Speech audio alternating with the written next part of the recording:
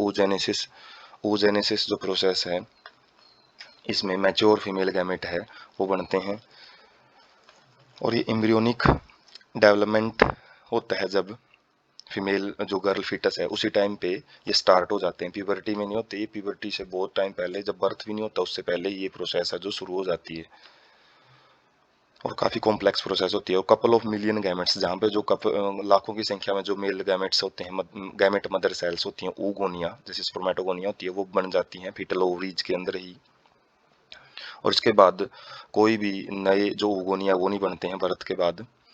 Primary oocyte क्या होता है, जो oogonia start division and entry into the prophase one. जब oogonia के अंदर मियोसिस जो प्रोसेस है उसका जो प्रोफेज मियोसिस वन का जो प्रोफेज वन स्टार्ट हो जाता है तो उसको प्राइमरी oocyte बोला जाता है, और इसी स्टेज में ये अरेस्ट हो जाती है। उसके बाद primary oocyte with in tertiary follicle, जो फॉलिकल हम आगे देखेंगे, टर्सरी फॉलिकल के अंदर अपने साइज में इंक्रीज करती है और अपना फर्स्ट मियोटिक डिवीजन है उसको कंप्लीट करती है। और अंडर डिवीजन, अनइक्वल डिवीजन यहाँ पे देखने को मिलेगा, इक्वल नहीं रहेगा, जिसके अंदर एक लार्ज हैप्लॉइड सेकेंडरी oocyte बनेगी, लार्ज साइज में बनेगी, और जो दूसरी है फर्स्ट पोलर बॉडीज है वो देखने को मिलेगी। सेकेंडरी oocyte है वो सारा का सारा जितना भी कंटेंट होता है प्राइमरी oocyte का, वो कंटेंट सेकेंडरी oocyte में चला जाता है, जबकि जो सेकेंडरी पोलर बॉडी उसके पास एक हैप्लॉइड सेट ऑफ क्रोमोसोम होता है जो कि बाद में वो पोलर बॉडी डिजेनरेट हो जाती है।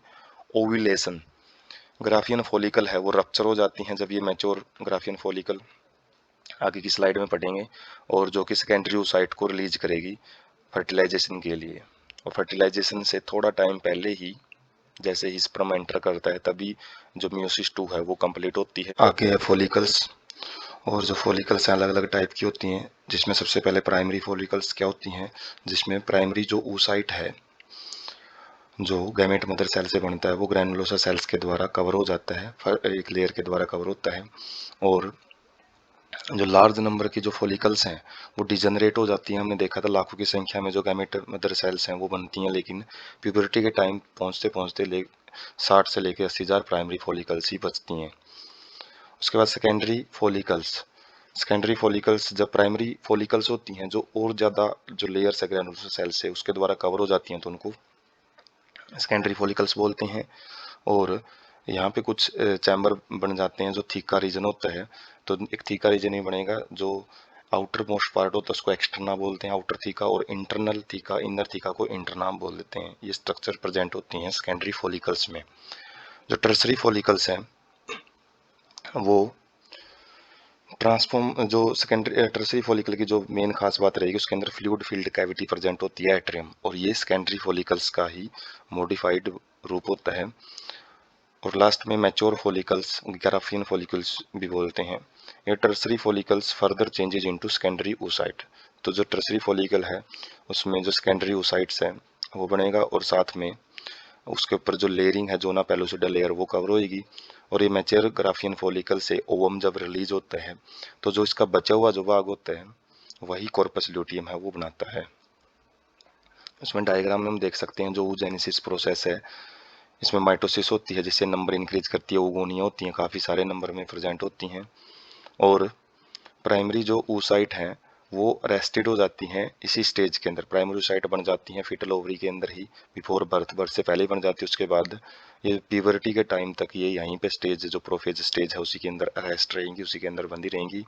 और प्यूबर्टी के टाइम पे जो मियोसिस 1 है वो कंप्लीट होती है, मियोसिस 1 है वो स्टार्ट होगी, प्राइमरी oocyte में कंप्लीट होगी, जिसके अंदर फर्स्ट पोलर बॉडीज है वो एप्लॉइड सेट लिए हुए है वो डाई हो जाती हैं। लेकिन जो मेन कंटेंट है वो हम देख सकते हैं साइज लगभग सेम रहेगा, सेकेंडरी oocyte के अंदर रहेगा प्लाज्मा वगैरह सारा कुछ, माइटोकॉन्ड्रिया।